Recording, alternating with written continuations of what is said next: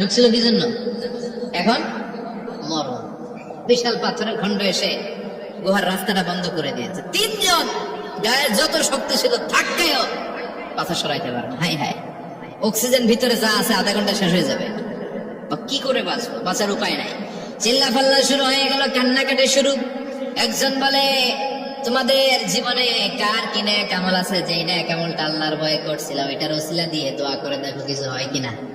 সুবহানাল্লাহ কোন, এটাই উপায়। একজন হাঁটু গেড়ে চোখের পানি ছাড়া শুরু করছে, দোয়া শুরু করছে, আল্লাহ আল্লাহুম্মা কানাত লি আবাওয়ান শাইখান কাবীরা, আল্লাহ আমার বাবা মা ছিল বৃদ্ধ বৃদ্ধা, আমি পেশায় রাখাল, সারাদিন ছাগল চড়িয়ে রাত্রিবেলা দুধ আনতাম, সবার আগে আব্বা মারে দিতাম, এরপরে আমার ছেলে মেয়ে, এরপরে স্ত্রী। একদিন গভীর রাতে এসে দেখি আব্বা আম্মা ঘুমায়, দুধের বাটি নিয়ে আব্বা আম্মার মাথার সামনে দাঁড়িয়ে রইলাম। ছেলে মেয়েগুলো আব্বা এসে বলে, আব্বা দুধ দাও। আমি বললাম পরে, আগে আব্বা আম্মা খাবে, তারপরে তোরা। ছেলে মেয়েগুলো কান্না জুড়ে দিল, আমি দেই নাই। ফজর পর্যন্ত দাঁড়িয়ে রইলাম। ফজরের আগ দিয়ে আব্বা আম্মা ঘুম থেকে উঠে দেখে তো আমার অবাক, কিরে বাবা দাঁড়িয়ে কেন? বললাম প্রতিদিন দুধ খেয়ে ঘুমাও, আজকে আগে আগে ঘুমিয়েছ, দুধ খাও নাই, তোমাদেরকে আগে দিব বলে দাঁড়িয়ে রইলাম। আল্লাহর ডেকে বলে, আল্লাহ ওই দিন সারা রাত দুধের বাটি নিয়ে মা বাবার শিওরে আমি দাঁড়িয়েছিলাম, ফজরের সময় আব্বা আম্মারে দুধ খাওয়ালাম, তারপরে ছেলে মেয়েদেরকে দিয়েছিলাম, তারপরে স্ত্রীর মুখে দিয়েছিলাম।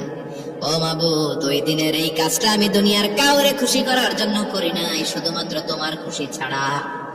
ওই রাতের ইবাদত যদি তোমার দরবারে ভালো লেগে থাকে, ফাফাররিজ আন্না মা নাহনু ফি, আজকের বিপদের দিনে কেউ বাঁচানোর নাই, তুমি আমাদের বাঁচাও।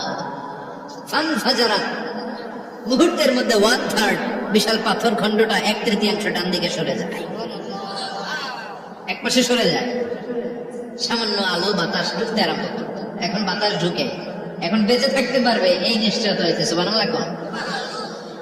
এবার সে বলল, ভাই তোর কি আমল আছে বল।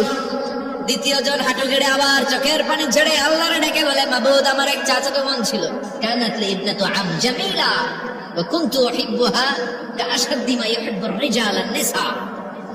আল্লাহ সুন্দরী, অনন্যা, অপসরী, প্রিয়ঙ্বদা, অনুসয়া, গুণবতী, রূপবতী আমার এক চাচাতো বোন ছিল, তার প্রেমে আমি ছিলাম পাগল পাড়া, কিন্তু সে তো আমার ডাকে সাড়া দেয় না। অনেক চেষ্টা করলাম তারে পাওয়ার জন্য। চাচাতো বোন আমারে বলে, 100 স্বর্ণ মুদ্রা যেদিন দিতে পারবা ওই দিন আমারে পাবা। এবার আমি স্বর্ণ মুদ্রা কালেকশনের কাজে লেগে গেলাম। বছরের পর বছর চেষ্টা করে 100 স্বর্ণ মুদ্রা যেদিন পেলাম ওই দিন